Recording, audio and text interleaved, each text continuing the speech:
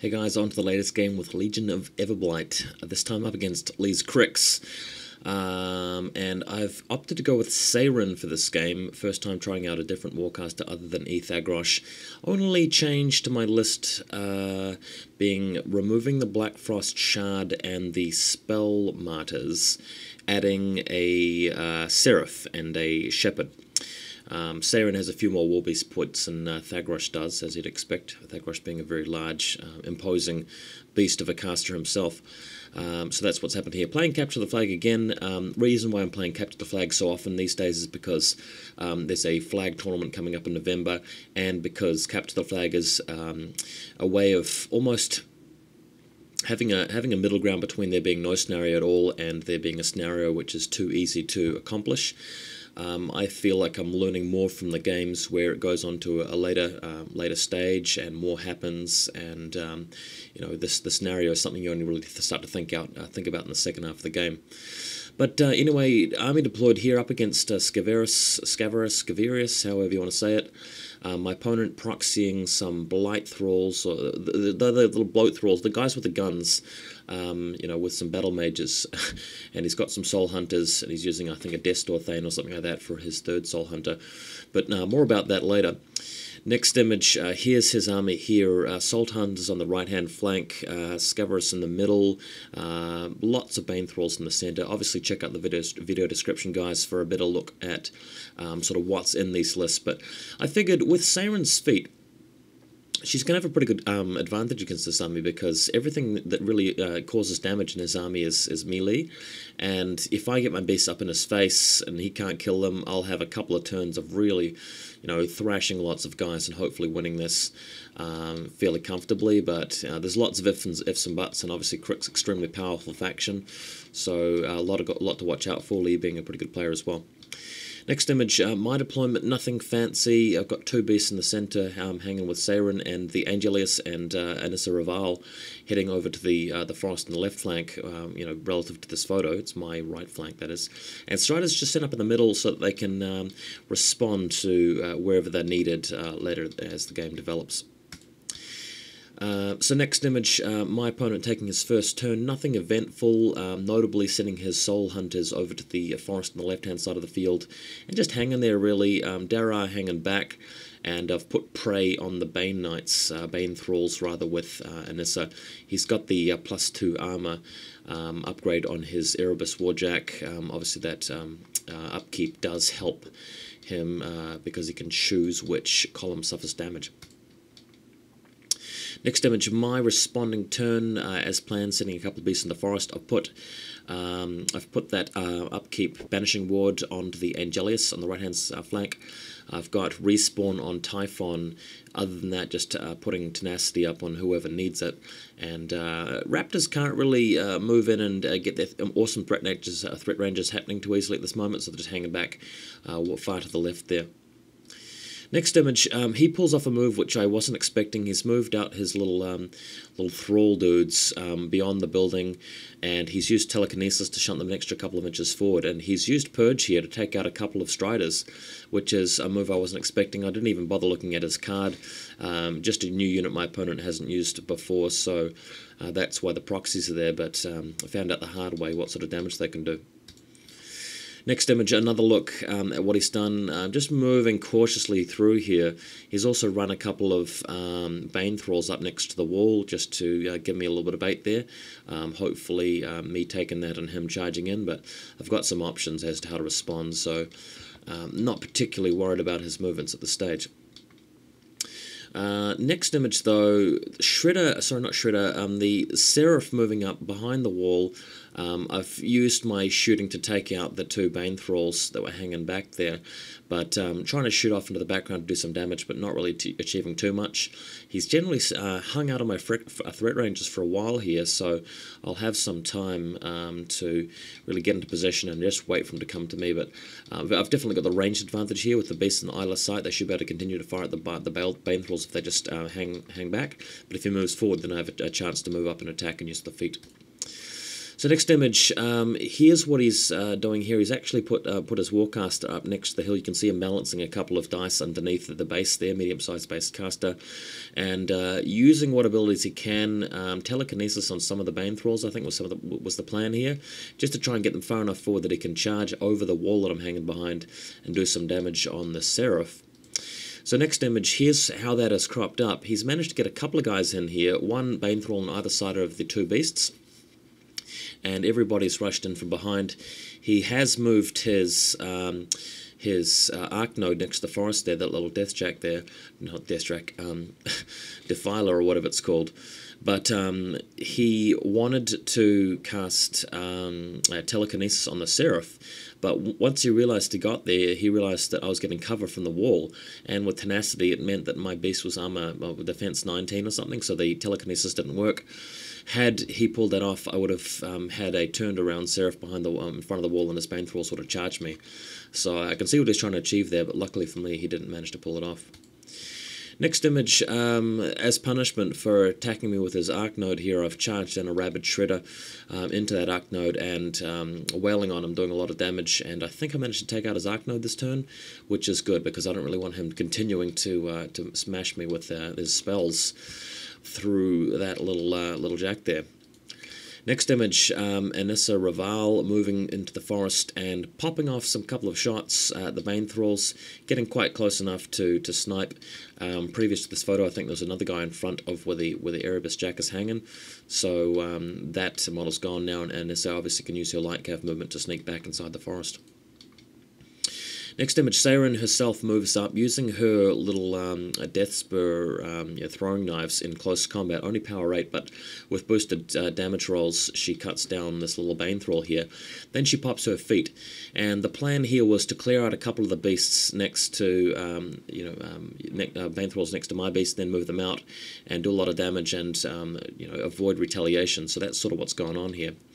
Quite a good photo, and I'm really happy about the lighting in the gaming club, just to show off how well the washes are going on this model so far.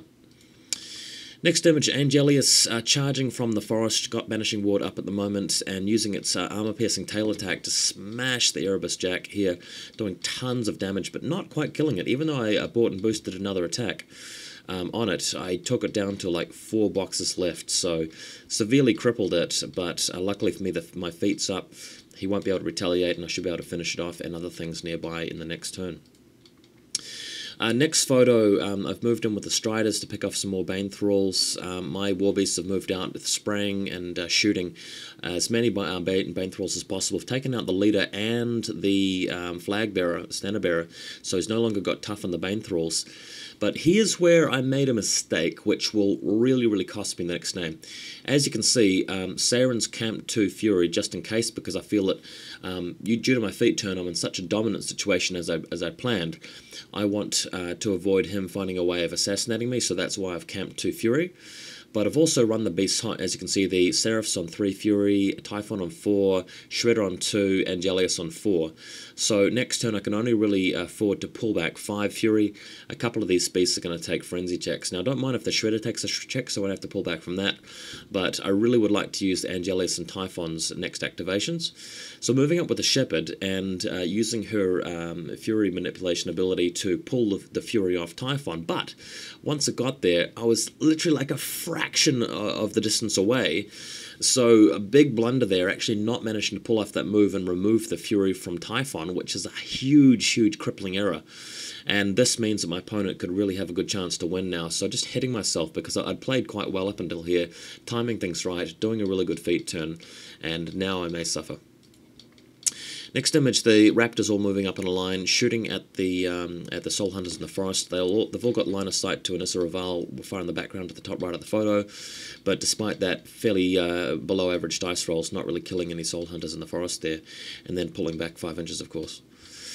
Next image, he moves around the building with his other arc node. He's also got the warwitch siren there, using some abilities on the Seraph to turn it around. So if we go to the next photo, Scaverous has actually turned the Seraph around, cast some more spells on it. This is his feet turn, so lots of boosted damage and attack and whatever on his magic damage rolls here. But of course he can't engage me in melee, so hopefully I'll be able to survive with these beasts. Next image, same thing again, moving through here with the withershadow combine, doing some spells here. One thing he attempted was to remove the upkeeps on my beasts and do some damage to Saern in the process, because I lose D3 boxes for every upkeep ability Saren's put out. And then, of course, that makes the Angelius very vulnerable to his magic attacks as well, which is a pain. So he's still got the Scarlock around to telekinesis it. If you go to the next photo, Bane Lord Tartarus has come in and attacked here, lashing out and killing my Strider next to the Arc Node, and putting himself in a really annoying situation there. His Jack has moved in to attack Typhon, but just because his arms are crippled, it wasn't able to do enough damage there to really hurt me. But a lot of detail showing up in these photos. Next image, the Angelius has been turned around by a telekinesis cast from the Scarlock thrall, I believe, and things really looking a bit weird. You know, I've got some beasts facing the wrong way, and I've run my fury way too hot, so just again hitting myself for that ship and not being able to do what it was meant to. Next image, his soul hunters moving back in behind the house. They know that they're not going to survive against the Raptors on the flank, so looking to set himself up for a big next turn with them. And of course, the Raptors not really achieving too much, so I may have played them a little bit poorly. And he's moved Scaverous back over here as well after Scaverous cast a spell. So he just wanted to stay safe against those beasts. Next image, my follow-up turn. Unfortunately, I've now lost the Seraph due to some big spell rolls. I have leeched as much fury back as I can, but I've only managed to pick up the Angelius. Unfortunately, Typhon frenzied and did a little bit of damage there to a Bane thrall, but that loses Typhon's activation, which is really going to really cripple me here. The Raptors moving up though and doing some really good shooting, wiping out his Arc Node Jack and killing the warwitch Siren as well before Light Cav moving away to safety. Next image, the Seraph moves in to do a tail strike, armor-piercing attack on Bane Lord Tartarus, but rolling a terrible, terrible dice roll for damage and not even killing him. I think I rolled like a 2-2 and a 1 for the damage, so that was a real bummer. Next photo, though, Saeryn plays her trump card and puts down a Blightbringer ability here on the Angelius, boosting the damage on Tartarus and killing him. I think taking out the Siren as well, can't quite remember, but that also means that if he charges my Angelius, he will take a power 12 corrosion damage roll. The thing is, though, that he's playing Scaverous, and of course telekinesis will just take me out of the Blightbringer, so it's just, Cryx one-upping me every time. Next image, Saeryn herself throwing some death spurs or using whatever abilities she can from this perspective here, trying to get some damage done, but just not really achieving as much as I would have liked. So that's a bit of a pain. He's got another Siren. Yeah, no, his Siren's actually left the blight bubble. This is Cryx's turn, I believe. Next image, he has indeed turned the Angelius around and attacked with whatever he can. Does manage to kill the Angelius' turn, which is really annoying, so Cryx clawing back the victory here. Next image, the withershadow combine charging Typhon and doing some serious damage to him. Not killing him, fortunately, but if I lose Typhon, it's just about game over for me. Next image, here it is though, the soul hunters going ghostly, going incorporeal, moving through the building, moving through his friends, charging Typhon, doing massive dice rolls of damage to him and wiping him out, so that's pretty much the end of it.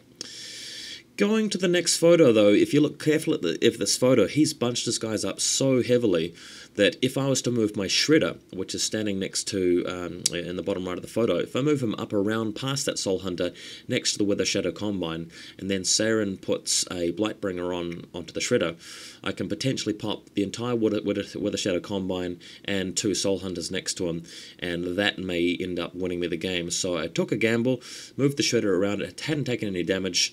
He needed a 13 on 3 dice to get the free strike kill with the Soul Hunter, and of course he did it. So a little bit unlucky for me there, losing the Shredder for nothing, and that's pretty much it. If you go to the next photo, trying to pull back with the Raptors, they all shoot at Darragh and they take him out, and they kill him with his unmounted version as well. So just getting what I can here, but next photo, the guys basically are counterattacking here. Siren's moved around. He's got the withershadow combine still there. I've just got Saern. The Striders not achieving any damage there with their attacks. Next photo, he attacks here with a soul hunter and kills me. So yeah, pretty unlucky that I was out of range with the shepherd earlier. A little bit unlucky that my little shredder move with the Blightbringer didn't work. Made a couple of small errors here and there, but yeah, ultimately I felt like I did the main things I needed to do to win the game. I didn't make a lot of mistakes. Just a few mistakes that I did make really counted for too much, and didn't manage to take the game home. But I do feel that Saeryn is the best Legion warlock. She's really the go-to gal for most situations, but coming this week I'll be trying out some other casters, and hopefully next time I play Lee I'll get him. But Cryx always tough opponent. Did learn a lot from this game, enjoyed it, and I hopefully won't make that mistake again with at least the shepherd. So we'll see how it goes. Thanks for watching as usual, guys.